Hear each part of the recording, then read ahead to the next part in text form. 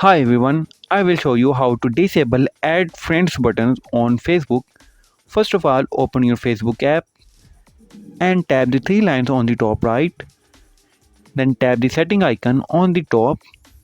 Now scroll down. Now you need to tap this option how people find and contact you. Now you can see the first option who can send you friend request and choose this option friends of friends. Now the friends button will be disabled on your Facebook. If there is a problem with this video, so ask in the comment. Any problem related to social media and internet, let us know in the comment bar so we can make a video on it. Please like this video and press the bell icon for any update.